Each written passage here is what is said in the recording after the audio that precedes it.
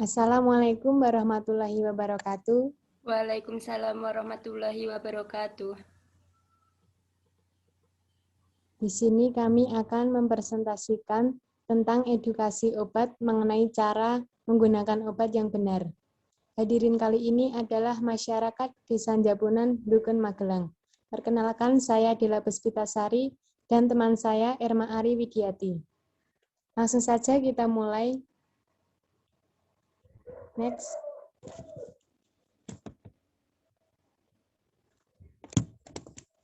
Yang pertama ada definisi obat. Obat adalah sediaan atau panduan-panduan yang siap digunakan untuk mempengaruhi atau menyelidiki secara fisiologi atau keadaan patologi dalam rangka penetapan diagnosa, pencegahan, penyembuhan, pemulihan, peningkatan kesehatan, dan kontrasepsi. Secara umum, obat merupakan bahan yang menyebabkan perubahan dalam fungsi biologis melalui proses kimia. Bahan atau campuran bahan yang digunakan untuk pengobatan, peredaran, pencegahan, atau diagnosis suatu penyakit, kelainan fisik, atau gejala-gejalanya pada manusia atau hewan. Next.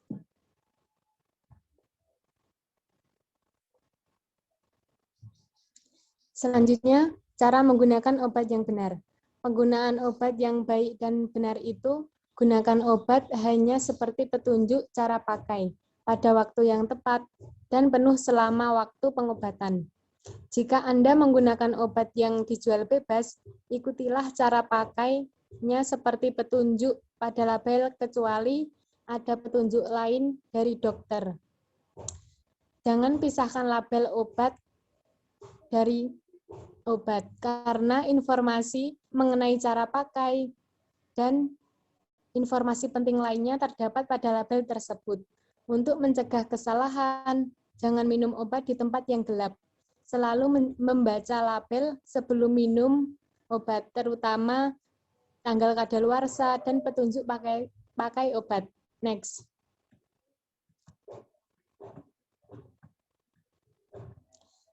Selanjutnya ada bentuk sediaan obat dan cara penggunaannya. Yang pertama yaitu tablet.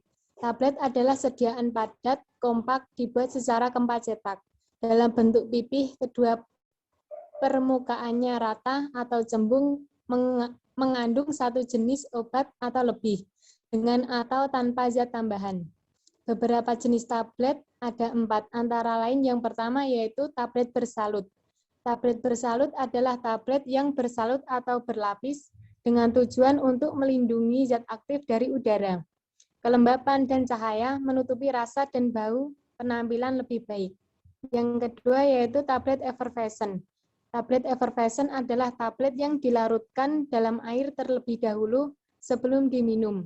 Tablet ini mengeluarkan gas CO2. Yang ketiga yaitu tablet kunyah. Tablet kunyah adalah tablet yang penggunaannya dikunyah dengan tujuan memberikan rasa enak dan mudah ditelan. Yang keempat yaitu tablet hisap. Tablet hisap adalah tablet yang penggunaannya dihisap, tidak langsung ditelan. Next.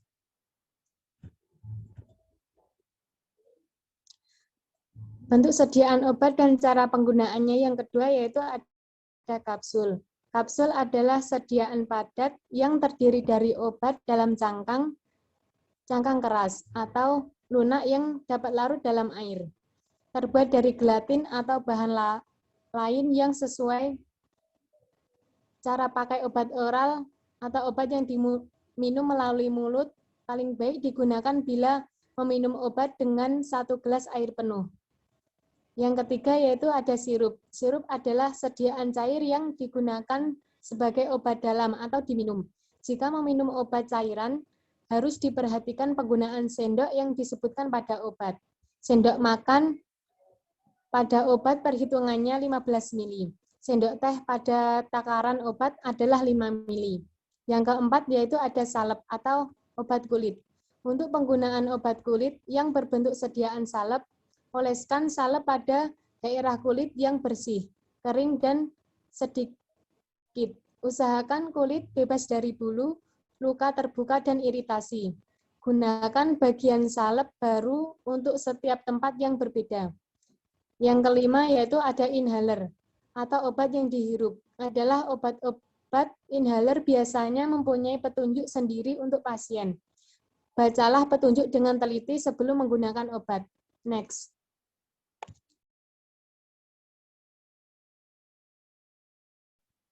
Suara. Selanjutnya, yang keenam yaitu obat tetes mata atau sering disebut dengan eye drop. Nah, dalam penggunaan obat tetes mata ini biasanya digunakan untuk mencegah kontaminasi. Yang perlu diperhatikan, jangan dibiarkan ujung wadah tetes mata ini bersinggungan dengan bagian mata. Kemudian untuk cara penggunaannya, terlebih dahulu cuci tangan dengan sabun, kemudian miringkan kepala ke belakang dan jari telunjuk ini menarik kelopak mata bagian bawah hingga membentuk lengkungan. Kemudian teteskan obat mata ke dalam lengkungan mata dan tutup pelan-pelan. Jangan berkedip selama 1-2 menit.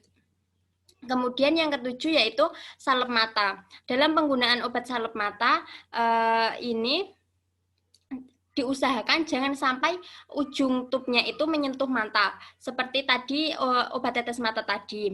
Nah, cara penggunaannya yang pertama yaitu cuci tangan dengan air bersih, kemudian tarik kelopak mata ke bawah hingga membentuk lengkungan, kemudian oleskan lapisan tipis salep mata pada lengkungan kurang lebih 1 cm. Kemudian pelan-pelan tutup mata dan gerakkan bola mata bagian dalam selama 1-2 menit. Yang ke-8 yaitu obat tetes hidung. Ini sama seperti obat tetes mata dan salep mata, diusahakan untuk tidak bersinggungan dengan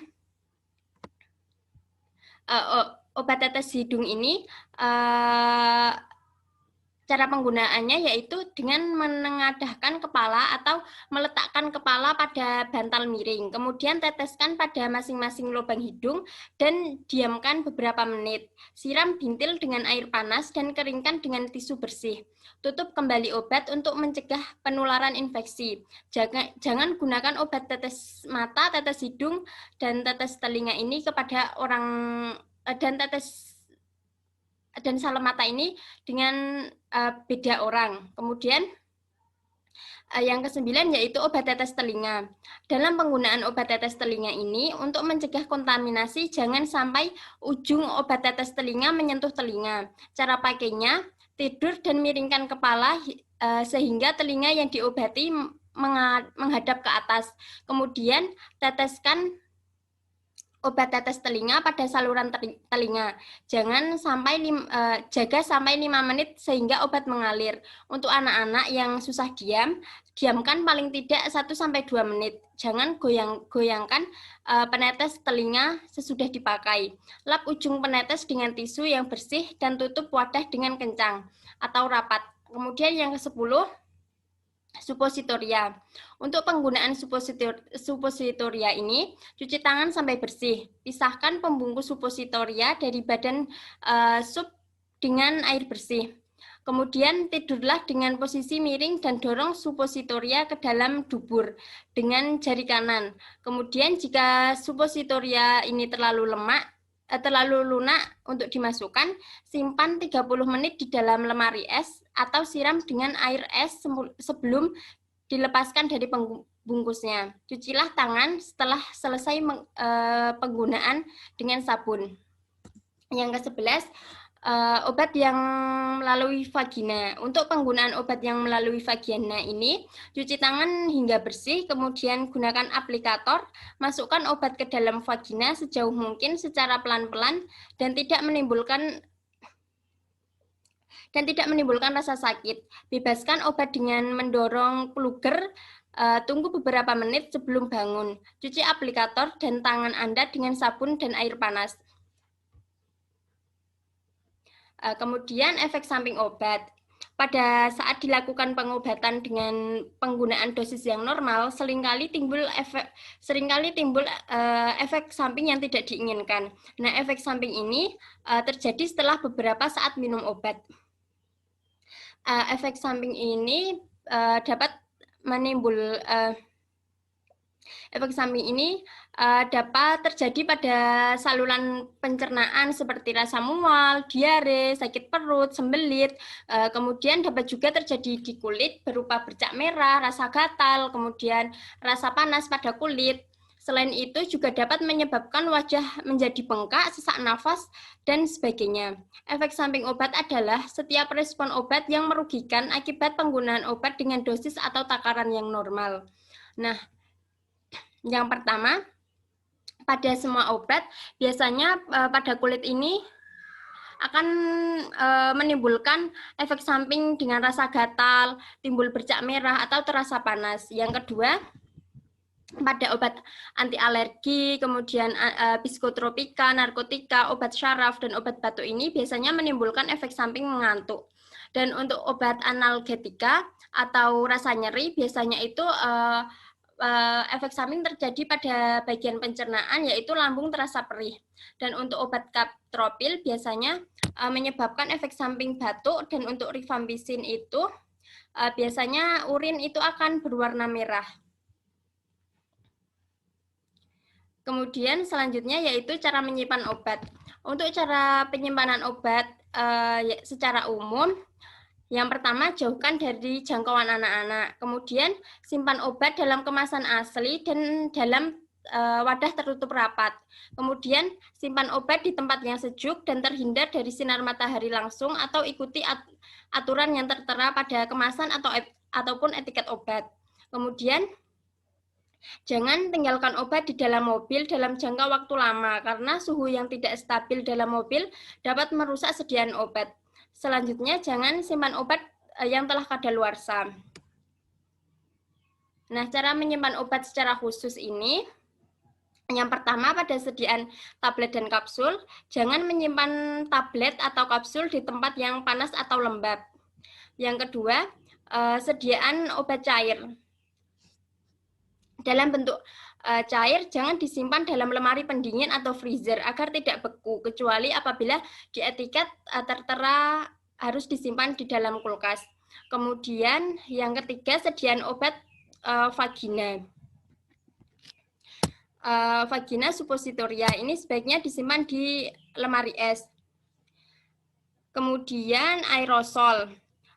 Untuk aerosol ini, sediaan obat jangan disimpan di tempat yang mempunyai suhu tinggi karena dapat menyebabkan ledakan. Nah, sekian presentasi dari kami mengenai cara penggunaan obat yang benar. Kami akhiri. Billahi taufiq wal hidayah.